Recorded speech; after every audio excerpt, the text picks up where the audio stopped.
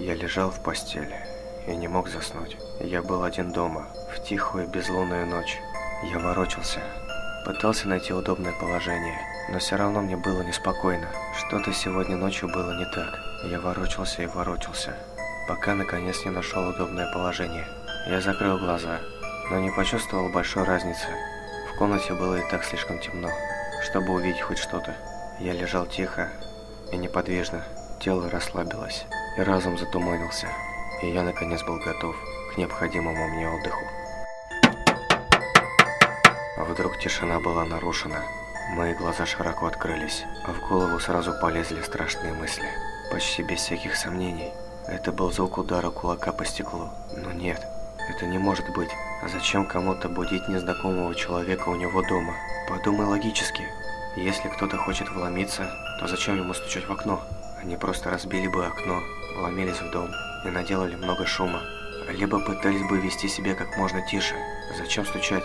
Монстров не существует. Я немного успокоил себя и мог бы просто посмотреть в окно, но я отвернулся в другую сторону. Я слишком напуган, чтобы повернуть голову, боясь увидеть свой самый большой страх за окном.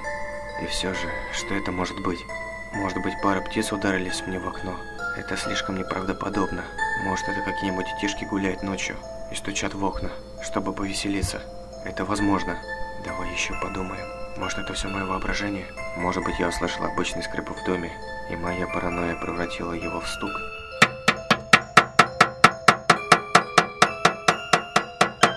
Нет, определенно это не мое воображение. Эти чертовы дети постоянно шалят.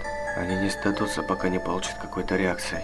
А может быть, какой-нибудь ужасный урод стоит на улице, который только и ждет, когда я выйду, чтобы напасть на меня. Не будь параноиком. Кроме того, он снаружи, а я внутри. Пока я не услышу треск стекла, я знаю, что я в безопасности. Монстров не существует. К тому же, я еще не совсем сюда переехал.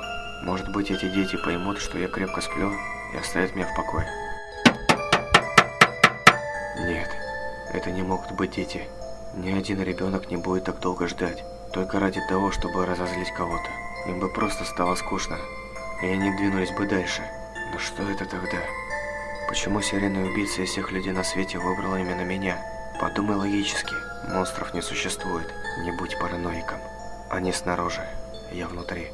Пока я не услышу треск стекла, я в безопасности. Но если это не монстр и не убийца, тогда кто? Просто притворись, что крепко спишь, и может быть он уйдет. О боже, я не могу не думать об этом стуке. Я ненавижу этот непрекращающийся стук. Пожалуйста, уходи. Оставь меня в покое. Я теряю надежду. Кто бы это ни был, он собирается зайти внутрь и сделать со мной что-нибудь ужасное. Выдохни. Теперь сделай глубокий вдох. Я ощущаю, как сердце выскакивает у меня из груди. Просто расслабься. Монстров не существует. Помни, они снаружи, ты внутри. Пока не услышу треск стекла, я в безопасности. Повторяй это. Не позволяй страху победить себя. Просто делай вид, что спишь. Не шевелись.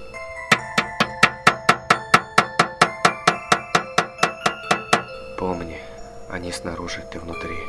Пока я не услышу треск стекла, я в безопасности. Монстров не существует. Просто делай вид, что спишь. И молись, чтобы это закончилось. Пока не услышу треск стекла, я в безопасности. Слезы начинают стекать по моему лицу.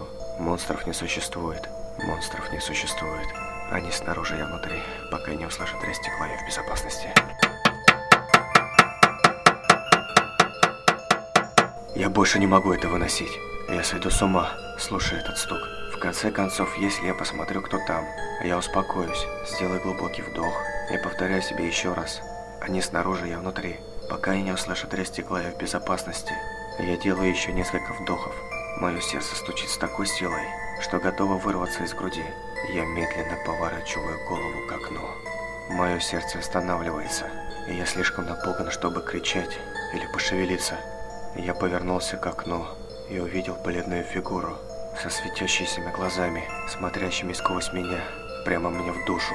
Ужасная ухмылка расползается по его лицу. Все это время оно стояло внутри, стуча в мое окно.